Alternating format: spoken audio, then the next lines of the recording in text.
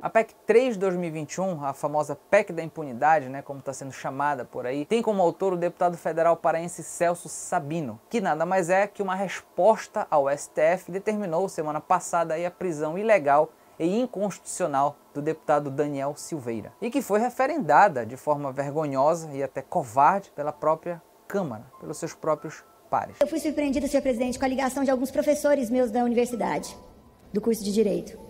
Um professor meu de Constitucional falava assim comigo: Celina, não fale que você foi minha aluna de Direito Constitucional, que eu terei vergonha. Porque vocês votaram contra a Constituição. Não se enquadrava nem a prisão em flagrante, porque não há em tela o crime continuado. Se isso acontecesse, haja cadeia para prender todo mundo. E também não havia os pré-requisitos da manutenção na audiência de custódia. Inclusive o próprio deputado federal Celso Sabino, que agora está apresentando essa PEC, também votou a favor da manutenção da prisão ilegal do seu colega. Essa discussão, gente, na verdade nem deveria estar acontecendo se os deputados federais tivessem votado com coragem e hombridade contra essa determinação inconstitucional do STF, mas preferiram se curvar e entregar a cabeça do seu colega numa bandeja aos 11 ministros do Supremo.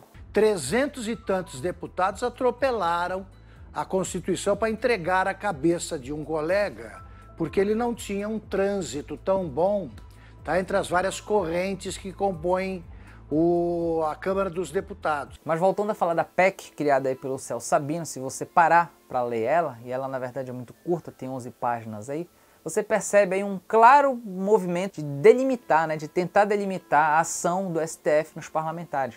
Como se riscasse uma linha na areia, até aqui você pode chegar, daqui para cá você já não pode mais. Mas essa linha, na verdade, gente, já havia sido criada desde 1988, quando foi redigida a nossa Constituição. Está muito claro ali a ação do STF em relação aos parlamentares. O problema dessa PEC são vários. O primeiro deles é que o rito normal para que uma PEC seja levada à votação em plenário está sendo totalmente atropelado. Tem que primeiro passar pela CCJ, depois passar por uma outra comissão especial para aí então poder ser levada em votação para plenário. Ou seja, a discussão em torno dessa PEC, ela não está acontecendo da maneira como deveria acontecer. Está sendo simplesmente atropelada aí essas duas etapas e sendo jogada a plenário para uma votação relâmpago, como se fosse urgência máxima no Brasil, como se a gente não tivesse um grande problema, como por exemplo a pandemia, que é muito mais prioritária do que uma votação dessa. O ponto positivo dessa PEC, obviamente a gente também tem que ressaltar, é a possibilidade da prisão preventiva do parlamentar, que a partir do texto aí, se ele for aprovado do jeito que ele está,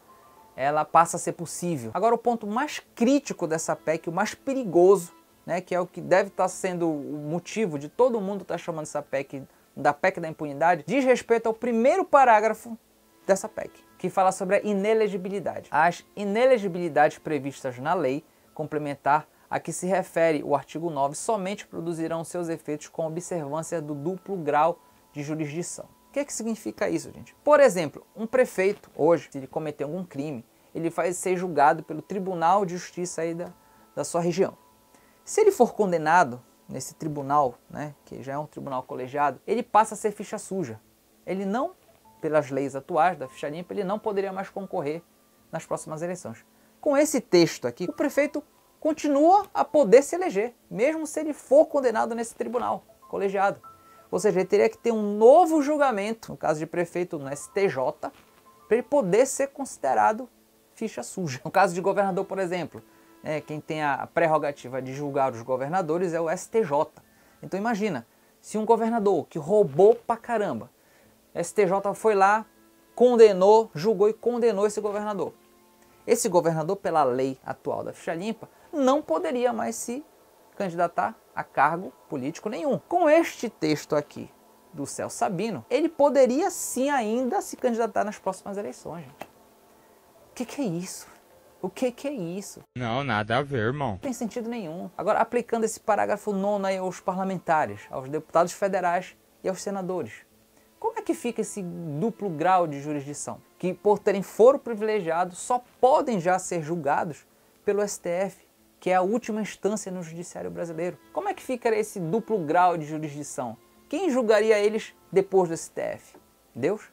Isso, ao meu ver, foi um claro movimento claro movimento de perpetuar bandidos travestidos de políticos no poder. Eu espero sinceramente que esse texto não seja aprovado ou que ele sofra profundas alterações, sob pena do Brasil ser entregue, de uma vez por todas, nas mãos dos bandidos de colarinho branco que estão espalhados por toda a política desse país.